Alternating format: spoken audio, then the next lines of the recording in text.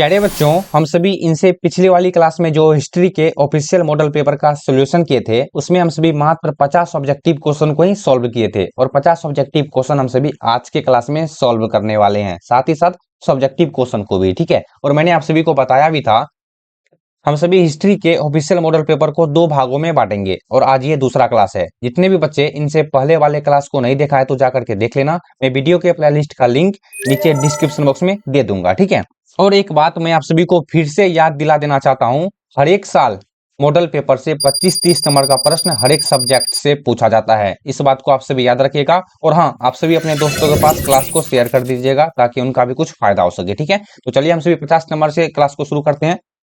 Class थोड़ा सा लंबा हो सकता है, आप सभी घबराइएगा मत। आप सभी अच्छे से क्वेश्चन को देख लीजिएगा, नहीं तो पछताइएगा। मेरा कुछ नहीं लीजिएगा, आप सभी बाद में पछताइएगा। ठीक है, आप सभी प्रश्न उत्तर को अच्छे से देख लीजिएगा। मैं आप सभी को एकदम बारीकी से, एकदम बिहारी स्टाइल में बताऊंगा। ठीक है, चलिए देखते हैं हम सभी 50 नंबर में प्रश्न क्या है। एक सेकंड वेट कीजिएगा, आप सभी वीडियो को लाइक कर दीजिएगा। ठीक है, आप सभी के एक लाइक से मुझे और मेरी टीम को मोटिवेट मिलता है। ठीक है, एकदम आराम आराम सभी प्रश्न उत्तर को देखेंगे। ठीक है, मैं आप सभी को एक बात बोलना भूल गया था।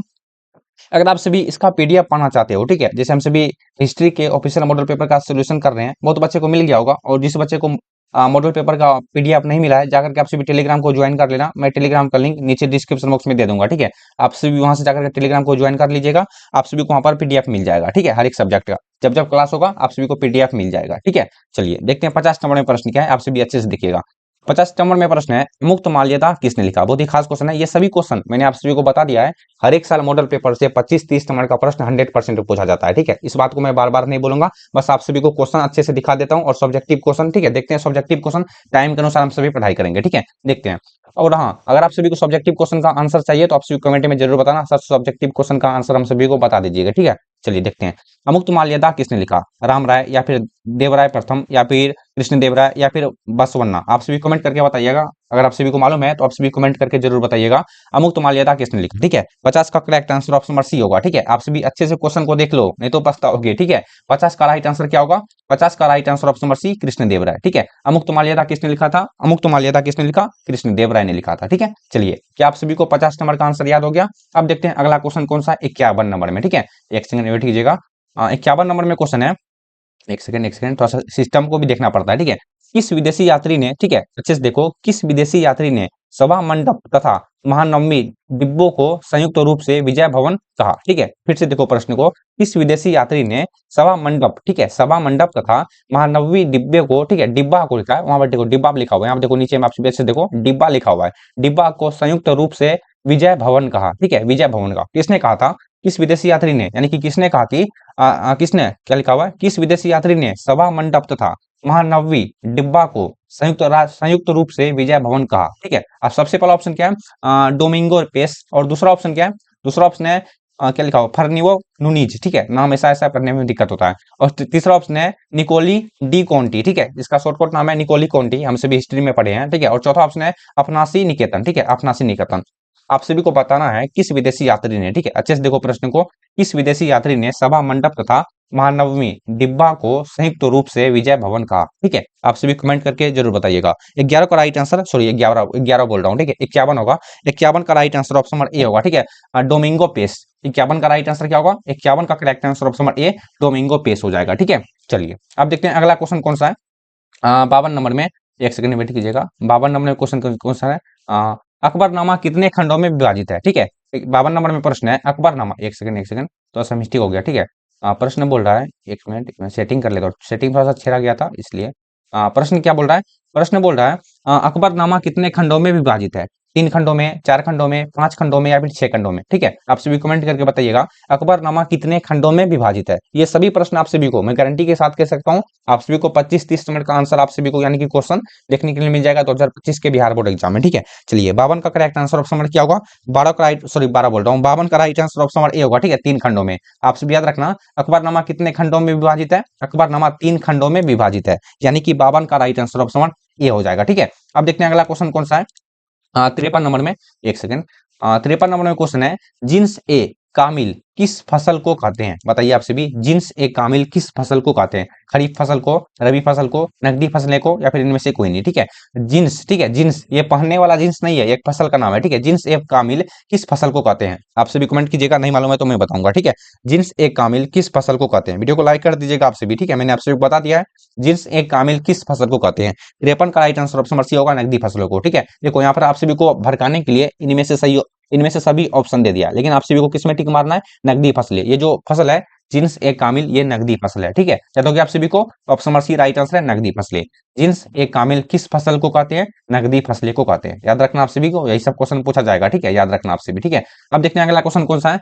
54 नंबर में, महाराष्ट्र में किसानों के द्वारा दस्तकारों, ठीक है, महाराष्ट्र में किसानों के द्वारा दस्तकारों को सेवाओं के बदले में दी गई जमीनों को वंशानुगत, ठीक है, वंशानुगत हो गई है, क्या कहलाती है? तो प्रश्न को आप सभी फिर से समझिए। महाराष्ट्र में किसानों के द्वारा, ठीक है, महाराष्ट्र में किसानों के द्वारा दस्तकारों को, ठीक है, दस्तकारों को सेवाओं के बदले में दी गई जमीनों को वंशानुगत हो गई है। ठीक है, वंशानुगत हो गई है, उसे क्या कहलाती है? वह क्या कहलाती है? वह क्या कहलाती है, या फिर क्या कहते हैं, बातें की होता है। ठीक है, देखो सबसे पहला ऑप्शन है मीरास। ठीक है, मीरास, सबसे पहला ऑप्शन है मीरास, और दूसरा ऑप्शन है जन जामी। ठीक है, जजमानी लिखा हुआ है, दूसरा ऑप्शन है जजमानी, और तीसरा ऑप्शन है वतन, और चौथा ऑप्शन है ए और सी दोनों, यानी कि मीरास और क्या हुआ, वतन। क्या हो सकता है आप सभी कमेंट करना। 54 का right answer option number D होगा। ठीक है, मीरास भी होगा, वतन भी होगा, यानी कि option number D right answer हो जाएगा। सभी अच्छे से देख लो एक बार प्रश्न को, आप सभी फिर से पढ़ लो। प्रश्न बोल रहा है महाराष्ट्र में किसानों के द्वारा, ठीक है, महाराष्ट्र में किसानों के द्वारा दस्तकारों को सेवाओं के बदले में दी गई जमीनों को वंशानुगत हो गई है, वह क्या कहलाती है? ऑप्शन नंबर ए और सी दोनों हो जाएगा, मीरास भी हो जाएगा, ठीक है, मीरास भी हो जाएगा और वतन भी हो जाएगा। ऑप्शन नंबर ए और सी दोनों राइट आंसर है। ठीक है, चलिए अब बढ़ते हैं अगले क्वेश्चन की ओर। अब देखते हैं 55 नंबर में क्या क्वेश्चन है, एक सेकंड वेट कीजिएगा। भारत में आलू, टमाटर और तंबाकू कहां से आया? ये देखो कौन सा प्रश्न पूछ लिया, भारत में आलू, टमाटर और तंबाकू कहां से आया? अफ्रीका से, यूरोप से, ऑस्ट्रेलिया से, लैटिन अमेरिका से। कमेंट करिए आप सभी, इस क्वेश्चन का सही आंसर क्या हो सकता है। तो प्रश्न बोल रहा है भारत में आलू, टमाटर और तंबाकू कहां से आया? ठीक है, 55 का राइट आंसर क्या होगा? 55 का right answer option number B होगा, यूरोप से। ठीक है, आप सभी याद रखना, 55 का right answer option number B, Europe. Bharat में आलू, टमाटर और तंबाकू यूरोप से आया था। ठीक है, चलिए अब बढ़ते हैं हम सभी अगले क्वेश्चन की ओर। 56 नंबर में क्या क्वेश्चन है, बादशाह नामा किसने लिखा? बहुत ही खास क्वेश्चन है, 100%। ठीक है, मैं गारंटी के साथ कह सकता हूँ ये प्रश्न आप सभी को 100% आएंगे 2025 के बिहार बोर्ड एग्जाम में। ठीक है, पेन टैब नहीं है, पेन टैब रहता तो मैं आप सभी को अच्छे से एक्सप्लेन करके बताता। ठीक है, कोई बात नहीं, आगे देखा जाएगा, आप सभी सपोर्ट अपना बनाए रखना। ठीक है, प्रश्न क्या बोल रहा है, आप सभी प्रश्न को अच्छे से समझिए। बादशाह नामा किसने लिखा? निजामुद्दीन अहमद, अब्दुल हमीद लाहौरी, या फिर फैजी, या फिर बदायूनी। ठीक है, कमेंट कीजिए आप सभी, 56 का राइट आंसर क्या हो सकता है।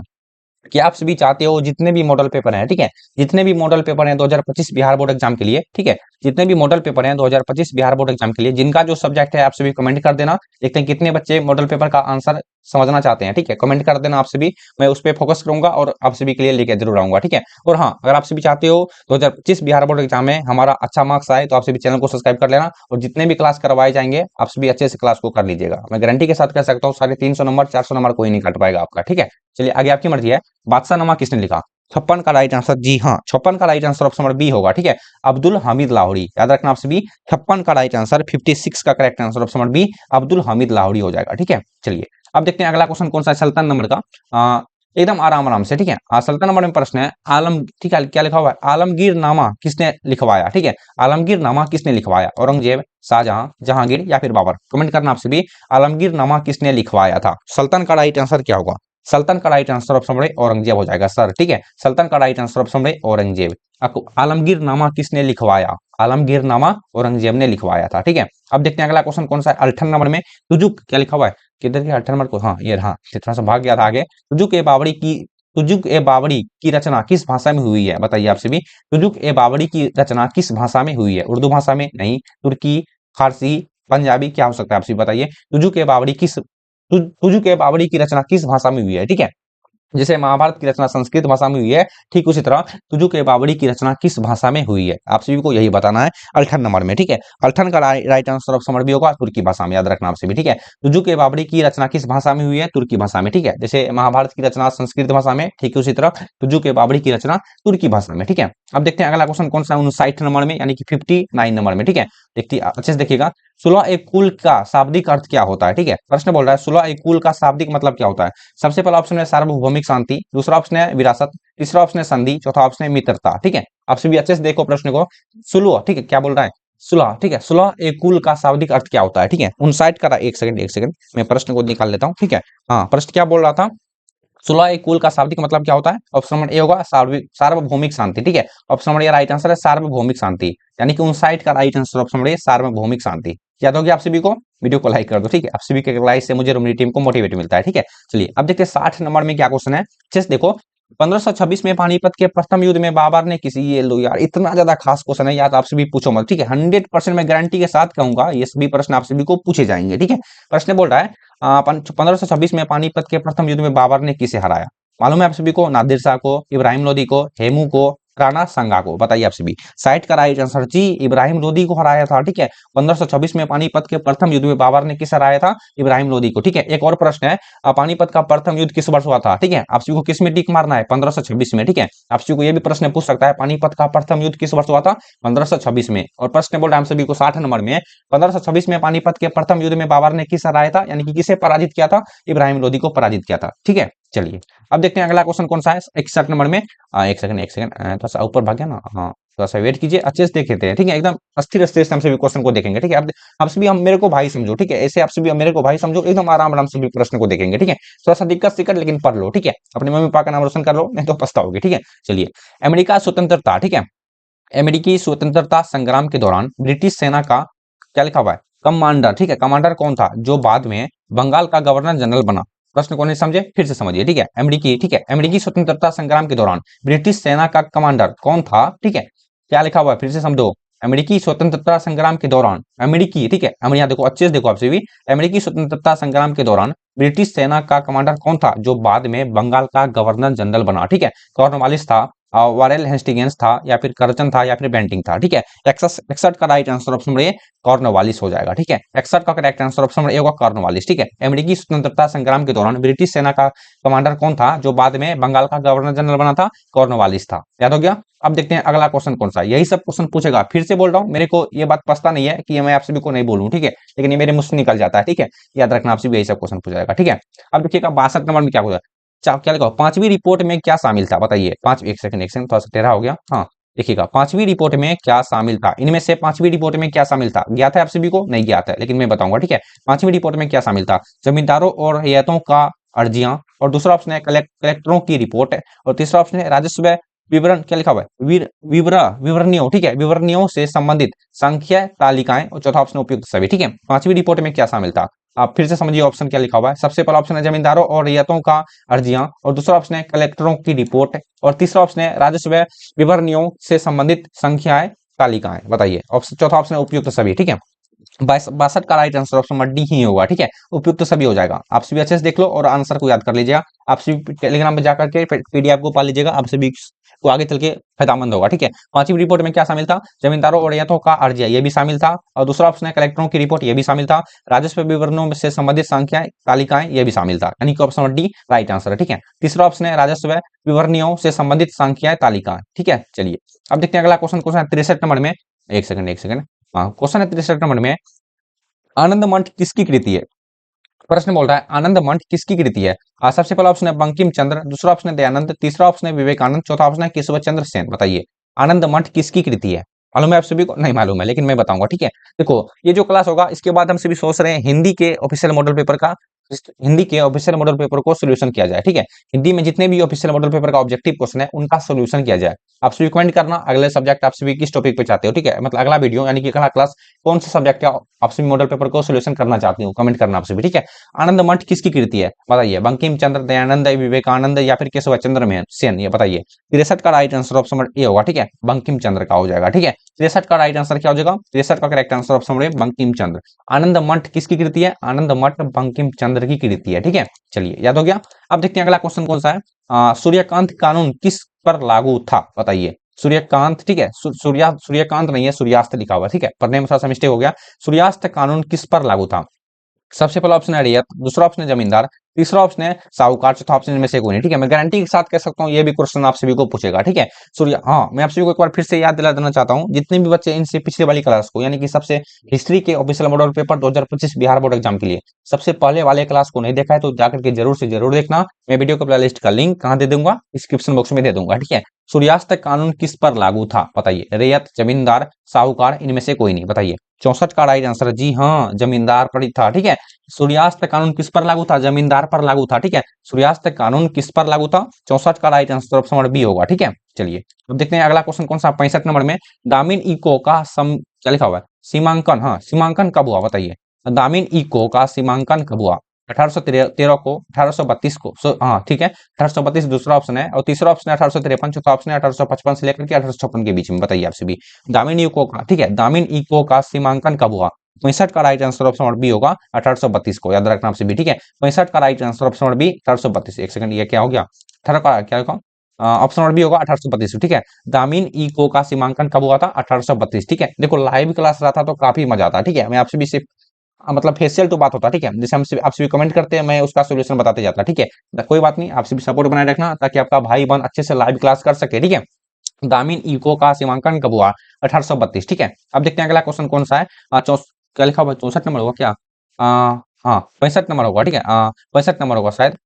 दामिन इको का सीमांकन कब हुआ, 65 नंबर का क्वेश्चन हो चुका है, इसका right answer option number B 1832 होगा। ठीक है, अब देखिएगा 66 नंबर में क्या क्वेश्चन है, अमेरिका में गृह युद्ध, ठीक है, गृह युद्ध लिखा हुआ है, अमेरिका में गृह युद्ध कब हुआ था, बताइए आपसे भी। अमेरिका में गृह युद्ध कब हुआ था, 1855 को, 61 को, 1880 को, 1891 को। ठीक है, अमेरिका में गृह युद्ध कब हुआ था, 66 का राइट आंसर क्या होगा, 66 का right answer option number B होगा। सभी बच्चे का सही आंसर है 1861 को। ठीक है, 1861 अमेरिका में गृह युद्ध कब हुआ था, 1861 ईस्वी को गृह युद्ध हुआ था। ठीक है, चलिए अब देखते हैं अगला क्वेश्चन कौन सा, 67 नंबर में।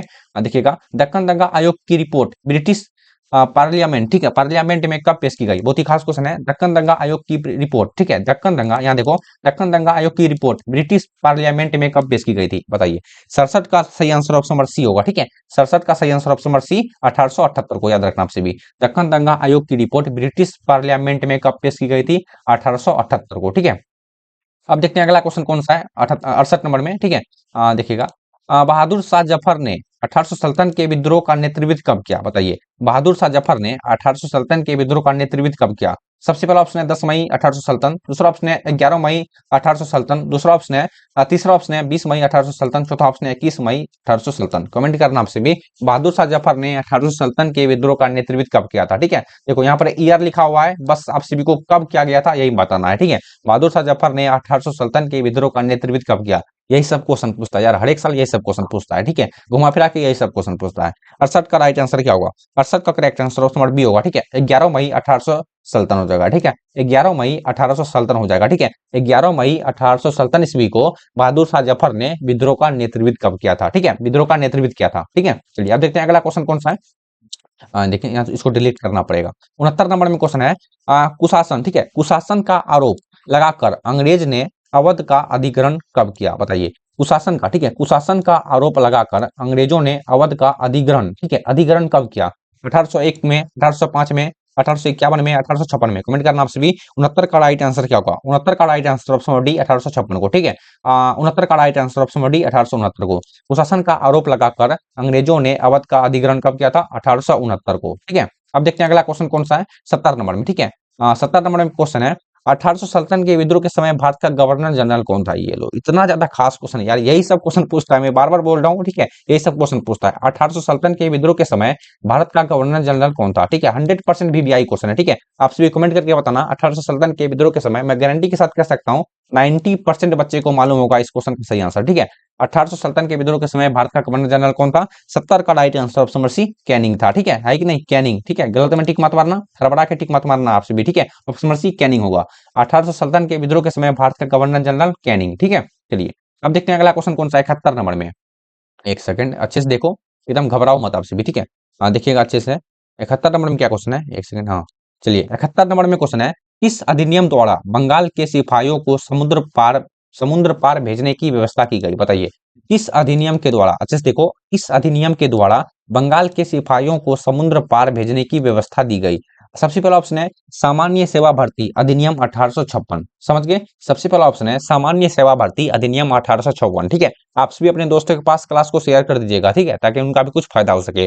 दूसरा ऑप्शन है व्यापगत के, ठीक है, व्यापगत का सिद्धांत। और तीसरा ऑप्शन है 1853 का चार्टर अधिनियम। और चौथा ऑप्शन इनमें से कोई नहीं। बताइए, प्रश्न बोल रहा है किस अधिनियम द्वारा बंगाल के सिपाहियों को समुद्र पार भेजने की व्यवस्था दी गई? कितने बच्चे को मालूम है मैं देखना चाहता हूं, कमेंट करना आप सभी। 71 का करेक्ट आंसर कितने बच्चे बता सकते हो? ठीक है, 71 का करेक्ट आंसर आप सभी टिक मत मारना ऑप्शन नंबर सी में। ठीक है, इस देखो यहाँ पर ऑप्शन नंबर देखो, बिहार बोर्ड यहाँ पर गलत लिख दिया, लेकिन यहाँ पर बी ऑप्शन होगा। ठीक है, यहाँ पर इस तरह से बी ऑप्शन होगा। यहाँ देखो मैं अच्छे से लिख देता हूँ। इस क्वेश्चन का सही आंसर आप सभी इस बातें छोड़ो, इस क्वेश्चन का सही आंसर ऑप्शन नंबर ए होगा, सामान्य सेवा भर्ती अधिनियम 1856। ठीक है, 71 का राइट आंसर क्या होगा? 71 का राइट आंसर ऑप्शन नंबर ए होगा। ठीक है, अच्छे से देख लो, 71 का राइट आंसर ऑप्शन नंबर ए, सामान्य सेवा भर्ती अधिनियम 1856। प्रश्न को आप सभी एक बार फिर से पढ़ लो। किस अधिनियम द्वारा बंगाल के सिपाहियों को समुद्र पार भेजने की व्यवस्था दी गई? सामान्य सेवा भर्ती अधिनियम 1856। ठीक है, चलिए अब देखते हैं अगला क्वेश्चन कौन सा है। 72 नंबर में। ठीक है, 72 नंबर का क्वेश्चन होगा।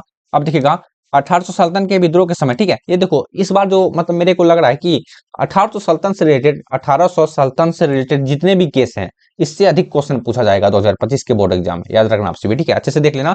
1800 सल्तनत के विद्रोह के समय फैजाबाद, ठीक है, फैजाबाद में डंका शाह के नाम से कौन क्या लिखा हुआ है? विख्यात थे? बताइए, 1800 सल्तनत के विद्रोह के समय फैजाबाद में डंका, ठीक है, डंका शाह के नाम से कौन विख्यात थे, यानी कि फैले हुए थे, चर्चित है। जैसे आपसे भी अभी गैंगस्टर चल रहा है, पहले के जमाने में किस क्या चल रहा था? डाकू चल रहा था, डंका चल रहा था। ठीक है, 1800 सल्तनत के विद्रोह के समय फैजाबाद में डंका शाह के नाम से कौन विख्यात थे? बताइए, क्या लिखा हुआ? सबसे पहला ऑप्शन है शाहमल, दूसरा ऑप्शन है मौलवी, क्या लिखा हुआ? उसके बाद लिखा हुआ है अहम दुलाल। ठीक है, दुल्हाल लिखा हुआ है, मौलवी अहम दुलाल। और तीसरा ऑप्शन है वाजिद अली शाह। और चौथा ऑप्शन है हजरत महल। ठीक है, चौथा ऑप्शन है हजरत महल। ठीक है, 1800 सल्तनत के विद्रोह के समय फैजाबाद में डंका शाह के नाम से कौन विख्यात थे? बताइए, कौन विख्यात थे? बताइए, 72 का right answer option number B होगा। ठीक है, मौलवी अहमद दुलाल। ठीक है, दुल्हाल, मौलवी अहमद दुलाल, यानी कि option number B right answer है, मौलवी। ठीक है, अच्छे से देख लो, मौलवी अहम, क्या लिखा हुआ है? अहम, अहम यही लिखा हुआ है ना, अहम, अहम दुल्हाल। ठीक है, अहम दुल्हाल लिखा हुआ है। ठीक है, पर नेम दिक्कत हो रहा है। 1800 सल्तनत के विद्रोह के समय फैजाबाद में डंका शाह के नाम से कौन विख्यात थे? मौलवी अहम दुल्हाल। ठीक है, अब देखते हैं अगला क्वेश्चन कौन सा है, 73 नंबर में। एक सेकंड।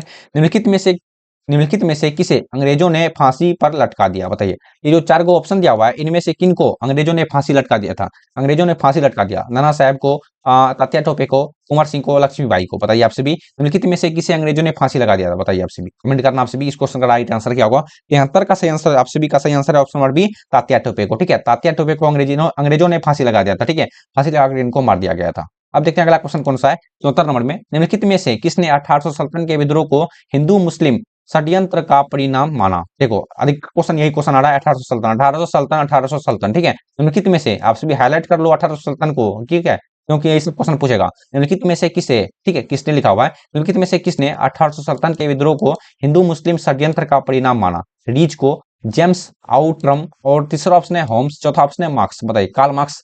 मार्क्स का पूरा नाम क्या है? मार्क्स का पूरा नाम कार्ल मार्क्स हो जाएगा। ठीक है, निम्नलिखित में से किसने 1800 सल्तनत के विद्रोह को, ठीक है, निम्नलिखित में से किसने 1800 सल्तनत के विद्रोह को हिंदू मुस्लिम षड्यंत्र का परिणाम माना? ठीक है, 74 का right answer option number B होगा। ठीक है, जेम्स आउटरम। ठीक है, Outram, option number B right answer है, जेम्स आउटरम। ठीक है, चलिए अब देखते हैं अगला क्वेश्चन कौन सा है, 75 नंबर में।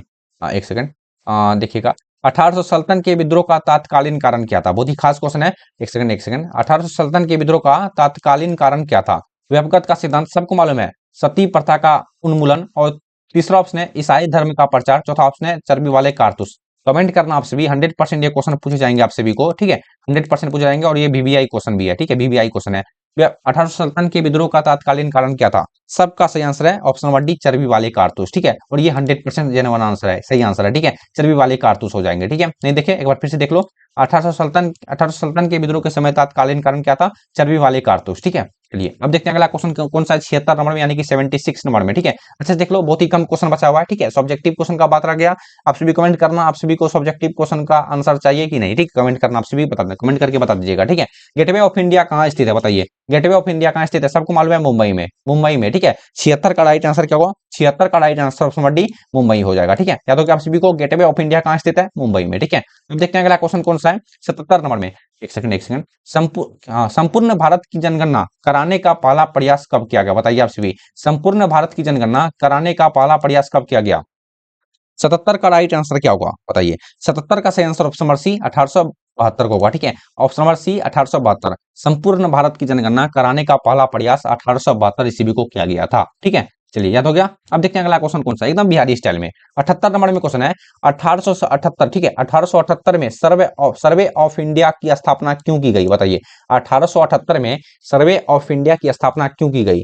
सबसे पहला ऑप्शन है नक्शा तैयार करने के लिए, ये जो हो सकता है कि नहीं मेरे को मालूम नहीं है, मैं आपसे को लास्ट में बताऊंगा। ठीक है, दूसरा ऑप्शन है पुरातात्विक अन्वेषण के लिए, और तीसरा ऑप्शन है राजस्व का निर्धारित करने के लिए, और चौथा ऑप्शन है जनगणना के लिए। ठीक है, देखो इस क्वेश्चन का सही आंसर ऑप्शन नंबर ए होगा। ठीक है, नक्शा तैयार करने के लिए होगा। ठीक है, मैंने आप सभी को बताया था, आप सभी को वीडियो को लास्ट में बताऊंगा। ठीक है, वीडियो को लास्ट में नहीं, इस क्वेश्चन के खत्म हो जाने के बाद, जो कि अब मैंने आप सभी को बता दिया। ठीक है, नक्शा तैयार करने के लिए 1878 में सर्वे ऑफ इंडिया की स्थापना की गई थी। याद होगी आप सभी को, यानी कि ऑप्शन नंबर ए राइट आंसर, ऐसे समझो 78 का राइट आंसर ऑप्शन नंबर ए, नक्शा तैयार करने के लिए। 1878 में सर्वे ऑफ इंडिया की स्थापना क्यों की गई थी, नक्शा तैयार करने के लिए, मैप। ठीक है, चलिए अब देखते हैं अगला क्वेश्चन कौन सा है, 79 नंबर में। ठीक है, 7 पर 79 होता है कि नहीं, 79 80। ठीक है, 79 80 यही होगा। ठीक है, बहुत बच्चे यहाँ पर मतलब बहुत सारे आदमी यहाँ पर कंफ्यूज हो जाते हैं, 79 मतलब 69 मतलब क्या होता है। ठीक है, महात्मा गांधी के राजनीतिक गुरु कौन थे, बहुत ही खास क्वेश्चन है, महात्मा गांधी। यार यही सब क्वेश्चन पूछेगा। ठीक है, क्या लिखा हुआ वहां से, मैं आपसे को एक बात बोलना चाहूंगा, 65 नंबर के क्वेश्चन से लेकर के, ठीक है, देखो यहाँ पर जो आपसे 65 नंबर के क्वेश्चन देखिए। ठीक है, 65 नंबर का जो क्वेश्चन है, आप सभी 65 नंबर के क्वेश्चन से लेकर के 100 नंबर तक के क्वेश्चन को अच्छे से देख लीजिएगा। ठीक है, अच्छे से देख लीजिएगा, नहीं तो पछताइएगा। ठीक है, हो सके तो आप सभी अपने दोस्तों को बोल दीजिएगा 65 नंबर से लेकर के 100 नंबर के क्वेश्चन को अच्छे से देख लेना, क्योंकि इसमें बहुत शक है, ये क्वेश्चन 100% पूछे जाएंगे। ठीक है, चलिए समझ गए होंगे आप सभी मैं क्या बोलना चाह रहा हूँ। ठीक है, देखिए क्वेश्चन है महात्मा गांधी के राजनीतिक गुरु कौन थे, लाला लाजपत राय, दादा भाई नौरोजी, और तीसरा ऑप्शन है गोपाल कृष्ण गोखले, चौथा ऑप्शन है विवेकानंद। बताइए महात्मा गांधी के राजनीतिक गुरु कौन थे। 79 का सही आंसर ऑप्शन नंबर सी होगा, गोपाल सिंह गोखले। ठीक है, गोपाल कृष्ण गोखले होगा, सिंह गोखले नहीं, गोपाल कृष्ण गोखले, महात्मा गांधी के राजनीतिक गुरु गोपाल कृष्ण गोखले। ठीक है, अब देखते हैं अगला क्वेश्चन कौन सा है, 80 नंबर में। एक सेकंड, गांधी जी ने क्या लिखो, साबरमती आश्रम की स्थापना कहाँ की बताइए। गांधी जी ने साबरमती आश्रम की स्थापना कहाँ की थी, अहमदाबाद में, सूरत में, मुंबई में, या फिर चंपारण में। बताइए गांधी जी ने साबरमती आश्रम की स्थापना कहाँ की थी बताइए। 80 का सही आंसर ऑप्शन नंबर ए होगा, अहमदाबाद में। ठीक है, चंपारण में महात्मा गांधी ने क्या किया था, यहाँ पर क्या कौन सा आंदोलन चलाया, छात्र आंदोलन चलाया था चंपारण से। ठीक है, महात्मा गांधी ने छात्र आंदोलन चंपारण में, यानी कि बिहार में, चंपारण में, मतलब ये छात्र आंदोलन की स्थापना की थी बिहार में सबसे पहले महात्मा गांधी ने। ठीक है, और चंपारण में शायद महात्मा गांधी यहाँ पर भी मतलब छात्र आंदोलन चलाए थे चंपारण में। ठीक है, गांधी जी ने साबरमती आश्रम की स्थापना कहाँ की थी, अहमदाबाद में। ठीक है, आप सभी को यहाँ पर टिक मत मारना है चंपारण में। ठीक है, यहाँ पर बोल रहा है साबरमती आश्रम की स्थापना कहाँ की थी, महात्मा गांधी, अहमदाबाद हो जाएगा। ठीक है, 80 का सही आंसर ऑप्शन नंबर ए होगा। ठीक है, चलिए अब देखते हैं अगला क्वेश्चन कौन सा है, 81 नंबर में। कांग्रेस और मुस्लिम लीग के बीच लखनऊ पैक्ट कब हुआ बताइए आप सभी। कांग्रेस और मुस्लिम लीग के बीच लखनऊ पैक्ट कब हुआ। ठीक है, आप सभी तब तक बताइए, मैं थोड़ा सा पानी पी लेता हूँ। ठीक है, 81 नंबर में क्वेश्चन था, कांग्रेस और मुस्लिम लीग के बीच, मुस्लिम लोगों के बीच लीग लिखा हुआ किताबी भाषा है। ठीक है, कांग्रेस और मुस्लिम लीग के बीच लखनऊ पैक्ट कब हुआ, 1906 में, 1911 में, 1916 में, 1917 में। बताइए आप सभी। 81 का सही आंसर जी हाँ सी होगा। ठीक है, 1916 में होगा। ठीक है, 1916 में कांग्रेस और मुस्लिम लोगों के बीच लखनऊ पैक्ट हुआ था। ठीक है, चलिए अब बढ़ते हैं अगले क्वेश्चन की ओर, यानी कि 82 नंबर के क्वेश्चन की ओर। अहमदाबाद, ठीक है, क्या लिखा हुआ है, अहमदाबाद के कपड़ा मिल मजदूरों का आंदोलन कब हुआ बताइए। अहमदाबाद कपड़ा मिल मजदूरों का आंदोलन कब हुआ, 1916, 1917, 1918, 1919। कमेंट करना आप सभी। अहमदाबाद में जो कपड़ा का मिल है, उनके मजदूरों का आंदोलन कब हुआ था। ठीक है, 82 का सही आंसर ऑप्शन नंबर सी होगा। ठीक है, ऑप्शन नंबर सी यानी कि 1918। ठीक है, option number C right answer है, यानी कि 1918 हो जाएगा। ठीक है, चलिए याद हो गया आप सभी को। अगर आप सभी को यहाँ तक प्रश्न उत्तर याद हो गए तो क्या करना है, आप सभी को लाइक करना है और चैनल को सब्सक्राइब कर लेना है, अगर आप सभी को ज्यादा अंक से पास होना चाहते हैं तो। ठीक है, और अपने दोस्तों के पास क्लास को शेयर कर देना है। ठीक है, चलिए बहुत आपसे भी जल्दी से जल्दी अपना प्यार और सपोर्ट बनाइए, जल्दी से जल्दी, ताकि मैं आप सभी के लिए डिजिटल बोर्ड पे पढ़ा सकूं। ठीक है, चलिए अब देखते हैं अगला क्वेश्चन क्या है, 83 नंबर में। एक सेकंड 1919 में दिल्ली में अखिल भारतीय, यहाँ देखो मैं लिख रहा हूँ 1919 में, क्या हो गया यार, मिस्टेक हो गया थोड़ा सा, देखिए एक सेकंड, थोड़ा सेटिंग गड़बड़ा गया। ठीक है, सेकंड वेट कीजिएगा, मैं सेटिंग कर लेता हूँ। हाँ चलिए हो गया। क्वेश्चन बोल रहा है 1919 में दिल्ली में अखिल भारतीय खिलाफत सम्मेलन के अध्यक्ष कौन थे बताइए आप सभी। 1919 में दिल्ली में अखिल भारतीय खिलाफत सम्मेलन के अध्यक्ष कौन थे। ठीक है, मोहम्मद अली, दूसरा ऑप्शन है शौकत अली, अब्दुल कलाम आजाद, चौथा ऑप्शन है महात्मा गांधी। ठीक है, क्या आप सभी लाइव क्लास चाहते हो। ठीक है, अगर आप सभी लाइव क्लास चाहते हो तो आप सभी कमेंट करना, जी सर लाइव क्लास चाहते हैं हम सभी, तो कमेंट कर दीजिएगा आप सभी। ठीक है, कोई बात नहीं, उस पर देखा जाएगा। 1919 में दिल्ली में अखिल भारतीय खिलाफत सम्मेलन के अध्यक्ष कौन थे। ठीक है, बताइए। तो राशि का सही आंसर ऑप्शन नंबर डी, सबका सही आंसर है महात्मा गांधी, ठीक है। Option number D right answer है महात्मा गांधी, ठीक है। याद हो गया। अब देखते हैं अगला क्वेश्चन कौन सा 84 नंबर में। गांधी जी, यहाँ देखिए मैं एक्सप्लेन कर रहा हूँ। गांधी जी ने असहयोग आंदोलन कब आरंभ किया? 100% मैंने आप सभी को इनसे पिछले वाले हिस्ट्री के क्लास में भी बताया था। ये सब क्वेश्चन हर एक साल पूछे जाते हैं, ठीक है। गांधी जी ने असहयोग आंदोलन कब आरंभ किया? अगस्त 1920 में, है कि नहीं? अगस्त 1920 में सबसे पहला ऑप्शन। दूसरा ऑप्शन है जून 1920 में, और तीसरा ऑप्शन है सितंबर 1920, चौथा ऑप्शन है फरवरी 1922। बताइए। महात्मा गांधी ने असहयोग आंदोलन सबको मालूम है अगस्त 1920 को, ठीक है। 84 का right answer option number A अगस्त 1920 को, ठीक है। याद हो गया आप सभी को। ऑप्शन नंबर ए राइट आंसर है अगस्त 1920 में महात्मा गांधी ने असहयोग आंदोलन को आरंभ किया था, ठीक है। चलिए अब बढ़ते हैं अगले क्वेश्चन की ओर। 85 नंबर में, निम्नलिखित में से कौन साइमन कमीशन के सदस्य थे? बताइए आप सभी, निम्नलिखित में से कौन साइमन कमीशन के सदस्य थे? सबसे पहला ऑप्शन है मोतीलाल नेहरू, ठीक है। अभी क्लास समाप्त नहीं हुआ है, आप सभी घबराइए मत, ठीक है। आप सभी घबराइए मत, आप सभी अच्छे से क्वेश्चन को देखिए, ठीक है। क्योंकि आप सभी जितना त्यागोगे, ठीक है, आप सभी अपने शरीर को जितना त्यागोगे उतना ही ज्यादा मार्क्स आएगा, ठीक है। थोड़ा सा रात दिन मेहनत कर लो, आप सभी आप सभी के पास 1.5-2 महीना का समय है, ठीक है। अच्छे से पढ़ लो। निम्नलिखित में से कौन साइमन कमीशन के सदस्य थे? सबसे पहला ऑप्शन है मोतीलाल नेहरू, दूसरा ऑप्शन है क्या लिखा हुआ है चित्तरंजन दास, तीसरा ऑप्शन है गांधी जी, चौथा ऑप्शन इनमें से कोई नहीं, ठीक है। निम्नलिखित में से कौन साइमन कमीशन के सदस्य थे? बताइए। 85 का right answer option number D होगा, ठीक है। इनमें से कोई नहीं थे, ठीक है। 85 का राइट आंसर क्या होगा बताइए आप सभी। 85 का राइट आंसर इनमें से कोई नहीं, ऑप्शन नंबर डी होगा, ठीक है। मैं आप सभी को थोड़ा सा बता रहा हूँ, ठीक है। निम्नलिखित में से कौन साइमन कमीशन के सदस्य थे? ठीक है, देखो साइमन कमीशन अंग्रेज होगा, ठीक है। अंग्रेज किसी को भी अपना सदस्य नहीं बनाया था, इस बात को याद रखना सभी।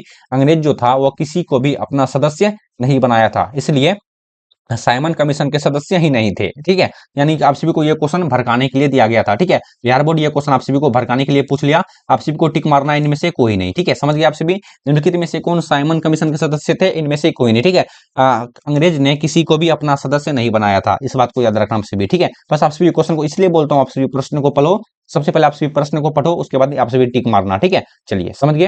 अब देखते हैं 86 नंबर में क्या क्वेश्चन है। एक सेकंड वेट कीजिएगा। दिसंबर 1929 में कांग्रेस का वार्षिक अधिवेशन कहाँ हुआ? बताइए आप सभी। दिसंबर 1929 में कांग्रेस का वार्षिक अधिवेशन कहां पर हुआ था? दिल्ली में, लाहौर में, कलकत्ता में या फिर बंबई में, ठीक है। 86 का करेक्ट आंसर क्या हो सकता है मेरे प्यारे बच्चों? 86 का right answer option number B होगा, ठीक है, लाहौर में, ठीक है। याद रखना आप सभी। दिसंबर 1929 में कांग्रेस का वार्षिक अधिवेशन कहां हुआ था? लाहौर में हुआ था, ठीक है। चलिए अब देखते हैं अगला क्वेश्चन कौन सा है। 87 नंबर में, गांधी इरविन समझौता कब हुआ? बताइए आप सभी। गांधी इरविन समझौता कब हुआ? 87 का सही आंसर ऑप्शन नंबर सी मार्च 1931 को। याद रखना आप सभी, गांधी इरविन समझौता मार्च 1931 ईस्वी को हुआ था, ठीक है। चलिए याद हो गया। अब देखते हैं अगला क्वेश्चन कौन सा 88 नंबर में। 87 नंबर क्वेश्चन आप सभी समझ गए। 87 नंबर में क्वेश्चन था गांधी इरविन समझौता कब हुआ? मार्च 1931 को, ठीक है। याद रखना आप सभी, ठीक है। आप सभी के लिए टास्क है, आप सभी को यह बताना है विश्व स्वास्थ्य दिवस कब मनाया जाता है, ठीक है। कितने बच्चे कमेंट करके बता सकते हैं विश्व स्वास्थ्य दिवस कब मनाया जाता है, ठीक है। कमेंट करना आप सभी। अब देखिएगा 88 नंबर में क्या क्वेश्चन है। अंग्रेजों के विरुद्ध विद्रोह करने वाली रानी गोडी, क्या लिखा हुआ है गोडिनलियू, ठीक है, कहाँ की थी? बताइए। अंग्रेजों के विरुद्ध, ठीक है, अंग्रेज के विरुद्ध जो खिलाफ किए थे रानी गोडिन, ठीक है, गोडिन गोडिन लियू, ठीक है, गोडिन लियू लिखा हुआ है। गोडिन लियू कहाँ की थी वो बताइए आप सभी। अंग्रेजों के विरुद्ध जो खिलाफ किए थे रानी गोडिन लियू, वो कहाँ के थे? बताइए। मणिपुर के थे या फिर एक सेकंड मणिपुर के थे या फिर कहाँ के थे? आप सभी कमेंट करना। सेटिंग यहाँ पर गड़बड़ा रहा है, इसका रीजन क्या है मैं आप सभी को आगे दिखाऊंगा, ठीक है। अंग्रेजों के विरुद्ध विद्रोह करने वाली रानी गोडिन लियू कहाँ की थी? मणिपुर की, नागालैंड की, मिजोरम की या फिर त्रिपुरा के, ठीक है। 88 का सही आंसर क्या होगा? 88 का सही आंसर ऑप्शन नंबर मणिपुर की थी, ठीक है। याद रखना आप सभी, मणिपुर की थी। 88 का correct answer option number Manipur की। चलिए याद हो गया आप सभी को। अब देखते हैं अगला क्वेश्चन कौन सा है। क्या लिखा हुआ है 79 नंबर में। 79 नंबर में क्या लिखा हुआ है 89, यानी 89 यानी कि 89 नंबर समझो, 89 90 यानी कि 89, ठीक है। इंग्लिश में हम सभी थोड़ा सा ज्यादा समझते हैं, हिंदी कम समझ रहे हैं, ठीक है। चलिए समझ गए होंगे। सांप्रदायिक चंपाट की घोषणा कब की? बताइए। सांप्रदायिक चंपाट की घोषणा कब की? जुलाई 1932, अगस्त 1932, सितंबर 1932, दिसंबर 1932, ठीक है। प्रश्न को आप सभी फिर से देखिएगा। सांप्रदायिक, ठीक है, पानी पी लेता हूं थोड़ा सा, तब से गला दुख रहा है ना। प्रश्न था सांप्रदायिक चंपाट की घोषणा कब की गई, ठीक है। 79 का सही आंसर ऑप्शन नंबर क्या होगा? 79 नहीं यार, 89 होगा, ठीक है। 89 90 यानी कि 99, ठीक है। 89 का सही आंसर ऑप्शन नंबर बी अगस्त 1932 को, ठीक है। अगस्त 1932, एक सेकंड अगस्त 1932 में, ठीक है, अगस्त 1932 में सांप्रदायिक चंपाट की घोषणा की गई थी, ठीक है। चलिए अब देखते हैं अगला क्वेश्चन कौन सा है 90 नंबर में, ठीक है। याद रखना मात्र 100 क्वेश्चन है। 7 अगस्त 1942 को मुंबई कांग्रेस अधिवेशन की अध्यक्षता करते हुए किसने भारत छोड़ो प्रस्ताव पेश किया? बताइए। 7 अगस्त 1942 को मुंबई कांग्रेस अधिवेशन की अध्यक्षता करते हुए किसने भारत छोड़ो प्रस्ताव पेश किया? बताइए। गांधी जी, जवाहरलाल नेहरू, सुभाष चंद्र बोस, मौलाना अब्दुल कलाम आजाद। कमेंट करना आप सभी। फिर आप सभी प्रश्न को फिर से देखो। 7 अगस्त 1942 को मुंबई कांग्रेस अधिवेशन की अध्यक्षता करते हुए किसने भारत छोड़ो प्रस्ताव पेश किया? क्या होगा? 90 का सही आंसर ऑप्शन नंबर बी होगा, जवाहरलाल नेहरू। ठीक है, 90 का right answer option number B Jawaharlal Nehru हो जाएगा। ठीक है, चलिए अब देखते हैं अगला क्वेश्चन कौन सा 51 नंबर में, 51 नहीं यार 91 नंबर होगा। ठीक है, 91 नंबर। ठीक है, 22 अक्टूबर 1943 को सुभाष चंद्र बोस ने स्वतंत्र भारत की अस्थायी सरकार कहाँ स्थापित की? बताइए। 22 अक्टूबर 1943 को सुभाष चंद्र बोस ने स्वतंत्र भारत की अस्थायी सरकार कहाँ स्थापित की? सिंगापुर में, टोक्यो, मणिपुर, अंडमान। बताइए। 22 अक्टूबर 1943 को सुभाष चंद्र बोस ने स्वतंत्र भारत की अस्थायी सरकार कहाँ स्थापना की? क्या लिखा हुआ? 91 यानी कि 91 का सही आंसर ऑप्शन नंबर ए होगा, सिंगापुर में। ठीक है, ऑप्शन नंबर ए राइट आंसर है, सिंगापुर हो जाएगा। ठीक है, याद हो गया आप सभी को। अब देखते हैं अगला क्वेश्चन कौन सा है 92 नंबर में यानी कि 92 नंबर में। ठीक है, एक सेकंड देखिएगा। निम्नलिखित में से कौन कैबिनेट मिशन का सदस्य नहीं था? बताइए। निम्नलिखित में से कौन कैबिनेट मिशन के सदस्य नहीं थे? Lawrence, Alexander, Cripps, Wavell. बताइए। 92 का यानी कि 92 का सही आंसर क्या होगा? ठीक है, 92 का सही आंसर आप सभी प्रश्न को देख लिए। ऑप्शन नंबर डी सही आंसर है, वेबेल। ठीक है, ऑप्शन नंबर डी वेबेल। देखो, कैबिनेट मिशन के सदस्य नहीं थे वेबेल। ठीक है, चलिए याद हो गया आप सभी। याद हो गया आप सभी को। अब देखते हैं 93 नंबर में यानी कि 93 में क्या क्वेश्चन है, क्या लिखा हुआ? क्लीमेंट एटली। ठीक है, क्लीमेंट एटली ने यह घोषणा कब की कि ब्रिटिश शासन, ठीक है, ब्रिटिश शासन जून 1948 तक भारत छोड़ देगा? क्या बोल रहा है प्रश्न? कैबिनेट एटली। ठीक है, क्या लिखा हुआ? क्लीमेंट लिखा हुआ है, कैबिनेट में लिखा हुआ है कैलीमेंट। ठीक है, कैलीमेंट एटली ने यह घोषणा कब की गई कि ब्रिटिश शासन जून 1948 तक भारत को छोड़ देगा? जनवरी 1947 में, यही कि नहीं, फरवरी 1947 में, मार्च 1947 में, या फिर अप्रैल 1947 को? ठीक है, प्रश्न को आप सभी नहीं समझे, आप सभी एक बार फिर से देखिएगा। क्लीमेंट, ठीक है, क्लीमेंट एटली ने यह घोषणा कब की कि ब्रिटिश शासन जून 1948 तक भारत को छोड़ देगा? कब की थी? ठीक है, यह घोषणा कब की थी, यानी कि यह बात कब बोला था हुआ? ठीक है, 93 का यानी कि 93 का सही आंसर ऑप्शन नंबर बी फरवरी 1947 को। याद रखना आप सभी, फरवरी 1947 में क्या लिखा हुआ? क्लीमेंट एटली ने यह घोषणा की थी कि ब्रिटिश शासन, ठीक है, ब्रिटिश शासन जून 1948 तक भारत को छोड़ देगा। ठीक है, चलिए अब देखते हैं अगला क्वेश्चन कौन सा है 94 नंबर में। एक सेकंड। भारत का विभाजन ब्रिटिश शासन की किस योजना का परिणाम है? बताइए आप सभी। भारत का विभाजन ब्रिटिश शासन की किस योजना का परिणाम है? वाल्कन योजना, विवेड योजना, क्रिप्स योजना, कैबिनेट मिशन योजना। ठीक है, 94 का correct answer option number D cabinet mission योजना होगा। ठीक है, option number D right answer है, कैबिनेट मिशन योजना। ठीक है, यहाँ तक आप सभी को प्रश्न उत्तर याद हो गया तो क्या करना, आप सभी को वीडियो को लाइक कर देना। ठीक है, जितने भी बच्चे लाइक नहीं किए वीडियो को लाइक कर दो। ठीक है, आप सभी के लिए बहुत मेहनत से क्लास को तैयार करता हूँ। ठीक है, संविधान सभा की पहली बैठक की अध्यक्षता किसने की? बताइए। संविधान सभा की पहली बैठक की अध्यक्षता किसने की? ठीक है, डॉक्टर राजेंद्र प्रसाद, डॉक्टर सच्चिदानंद सिन्हा, महात्मा गांधी, जवाहरलाल नेहरू। ठीक है, संविधान सभा की पहली बैठक अध्यक्षता किसने की? प्रश्न को आप फिर से देखिएगा। मैं थोड़ा सा पानी पी लेता हूं। संविधान सभा की पहली बैठक की अध्यक्षता किसने की? डॉक्टर राजेंद्र प्रसाद सबसे पहला ऑप्शन है, और दूसरा ऑप्शन है डॉक्टर सच्चिदानंद सिन्हा, और तीसरा ऑप्शन है महात्मा गांधी, चौथा ऑप्शन है जवाहरलाल नेहरू। ठीक है, 95 का यानी कि 95 का correct answer option number B doctor Sachchidanand Sinha हो जाएगा। ठीक है, option number B right answer है। ठीक है, चलिए अब देखते हैं अगला क्वेश्चन कौन सा है 96 नंबर में। संविधान का निर्माण कब पूरा हुआ? ये लो यार, कौन सा क्वेश्चन है? संविधान का निर्माण कब पूरा हुआ? ठीक है, सबसे पहला ऑप्शन है 1945, दूसरा ऑप्शन है 1946, और तीसरा ऑप्शन है 1947, चौथा ऑप्शन 1949। ठीक है, प्रश्न क्या बोल रहा है? प्रश्न ये नहीं बोल रहा है कि संविधान कब बना हुआ था। ठीक है, संविधान कब लागू हुआ था? ठीक है, संविधान लागू हुआ था 26 जनवरी 1950 को, बल्कि प्रश्न ये पूछा संविधान का निर्माण कब पूरा हुआ था। ठीक है, 96 नंबर में प्रश्न पूछा संविधान का निर्माण कब पूरा हुआ था। आप सभी को किस में टिक मारना है? 1949 में। ठीक है, अच्छे से देख लो नहीं तो पछताओगे। संविधान का निर्माण कब पूरा हुआ था? 1949 में। और संविधान लागू कब हुआ था? 26 जनवरी 1950 को। ठीक है, और किसने इसका लागू किसने किया था? डॉक्टर क्या लिखा, उसका नाम क्या है? डॉक्टर भीमराव अम्बेडकर। ठीक है, और इसको बनने में लगभग 2 वर्ष 11 महीना 18 दिन लगा था। याद रखना आप सभी। ठीक है, इस तरह से आप सभी बहुत क्वेश्चन पूछ सकते हैं आप सभी को, बस अब मैंने आप सभी को बोल दिया। ठीक है, आप देखिएगा 97 नंबर में क्या क्वेश्चन है। Next second.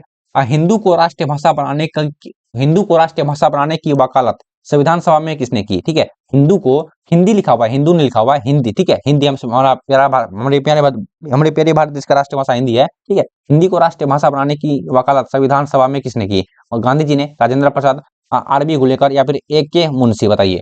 हिंदी को राष्ट्रीय भाषा बनाने की वकालत संविधान सभा में किसने की? ठीक है, 97 का सही आंसर क्या होगा? जी हाँ, option number C R B. Ghulekar. ठीक है, option number C right answer है, आर.बी. घुलेकर हो जाएगा 97 का सही आंसर। ठीक है, चलिए अब देखते हैं अगला क्वेश्चन कौन सा है 98 में, अंतरिम सरकार में गृह मंत्री कौन थे? ठीक है, क्या लिखा हुआ? अंतरिम, हाँ ये लिखा हुआ है अंतरिम। ठीक है, देखिएगा अच्छे से देखिएगा, अंतरिम सरकार में गृह मंत्री कौन थे? वी यानी कि डॉक्टर भीमराव अम्बेडकर, सबसे पहला ऑप्शन। दूसरा ऑप्शन है जगजीवन राम। तीसरा ऑप्शन है वल्लभ भाई पटेल। चौथा ऑप्शन है बलदेव सिंह। ठीक है, अंतरिम सरकार में गृह मंत्री कौन थे? 98 का सही answer option number C Vallabh Bhai Patel हो जाएगा। ठीक है, option number C right answer है वल्लभ भाई पटेल। याद हो गया आप सभी को। अब देखते हैं अगला क्वेश्चन कौन सा 99 नंबर में, मात्र 2 क्वेश्चन बचा हुआ है। न्यू इंडिया और कॉमनवेल्थ, ठीक है, न्यू इंडिया और कॉमनवेल्थ अखबार किसने प्रकाशित किया? बताइए, न्यू इंडिया और कॉमनवेल्थ अखबार किसने प्रकाशित किया? सबसे पहला ऑप्शन है तिलक। दूसरा ऑप्शन है एनी बेसेंट। तीसरा ऑप्शन है गांधी जी। चौथा ऑप्शन है मदन मोहन मालवीय। बताइए, तिलक, गांधार तिलक होगा, क्या नाम, इसका पूरा नाम क्या है? मैं थोड़ा सा मिस्टेक हो रहा है, आपसे भी बताइएगा आपसे भी। न्यू इंडिया और कॉमनवेल्थ, ठीक है, अखबार किसने प्रकाशित किया? बताइए। 99 का सही आंसर ऑप्शन नंबर बी होगा एनी बेसेंट। ठीक है, option number B right answer है एनी बेसेंट हो जाएगा। ठीक है, न्यू इंडिया और कॉमनवेल्थ अखबार किसने प्रकाशित किया था? एनी बेसेंट ने प्रकाशित किया था। ठीक है, और ये सबसे लास्ट क्वेश्चन है 12th क्लास हिस्ट्री के official model paper 2025 Bihar board exam के लिए। ठीक है, 12th क्लास हिस्ट्री का जो ऑफिशियल मॉडल पेपर है 2025 बिहार बोर्ड एग्जाम के लिए, उनका सबसे लास्ट क्वेश्चन है 100 नंबर में, सीमांत गांधी के रूप में कौन जाने जाते हैं? बताइए आप सभी, सीमांत गांधी के रूप में, ठीक है, सीमांत गांधी के रूप में कौन जाने जाते हैं? सबसे पहला ऑप्शन है अब्दुल गफ्फार खान, और तीसरा ऑप्शन है, दूसरा ऑप्शन है अबुल क्या लिखा हुआ है? अबुल कलाम आजाद, यानी कि अब्दुल कलाम आजाद जिसे हम सभी जानते हैं। ठीक है, तीसरा ऑप्शन है ए के मुंशी, और चौथा ऑप्शन है विनोबा भावे। ठीक है, चौथा ऑप्शन है विनोबा भावे। प्रश्न क्या बोल रहा है? सीमांत गांधी के रूप में कौन जाने जाते हैं? ठीक है, लोकनायक के रूप में नहीं, लोकनायक के रूप में तो जयप्रकाश नारायण जाने जाते हैं। ठीक है, लेकिन प्रश्न बोल रहा है सीमांत गांधी के रूप में कौन जाने जाते हैं, यानी कि 100 का सही आंसर, यानी कि 100% से, यानी क्या बोल रहा हूँ यार, 100 का सही आंसर ऑप्शन नंबर क्या होगा? 100 का सही answer option number A Abdul Gaffar Khan होगा। ठीक है, अब्दुल, ठीक है, अब्दुल गफ्फार खान हो जाएगा। ठीक है, 100 का correct answer option number A Abdul Gaffar Khan. ठीक है, चलिए यहां तक तो क्लियर हो चुका है। आई होप कि आप सभी को यहां तक सभी प्रश्न उत्तर समझ में आ गए होंगे। ठीक है, और जितने भी बच्चे इनसे पहले वाले क्लास को नहीं देखा तो जाकर के देख लेना, मैं वीडियो को प्लेलिस्ट का लिंक, ठीक है, या फिर वीडियो को प्लेलिस्ट का लिंक या फिर वीडियो का लिंक, दोनों चीज का लिंक मैं डिस्क्रिप्शन बॉक्स में दे दूंगा, या फिर टेलीग्राम पे भी देख सकता हूँ। ठीक है, टेलीग्राम पे दे दूंगा, आप सभी वहां से जाकर के देख सकते हो। ठीक है, और मैं इनका पीडीएफ टेलीग्राम पे सेंड कर दूंगा, आप सभी टेलीग्राम को ज्वाइन करके देख सकते हो। ठीक है, और अच्छे से क्वेश्चन आंसर समझ सकते हो। ठीक है, आप सभी इन सभी क्वेश्चन को कॉपी में नोट कर लीजिएगा। ठीक है, और हाँ, मैं आपसे भी एक बात कहना भूल गया, कल आप सभी, यानी कि कल आप सभी किस टॉपिक पे वीडियो चाहते हो आप सभी कमेंट करके जरूर बताइएगा। ठीक है, हम सभी ऑफिशियल मॉडल पेपर का ही सॉल्यूशन करेंगे फिलहाल के लिए। ठीक है, आप सभी कल किस सब्जेक्ट का वीडियो चाहते हो बस आप सभी कमेंट कर देना। ठीक है, चलिए तब तक मिलते हैं हम सभी कल वाले वीडियो में, तब तक के लिए bye bye, tata, see you.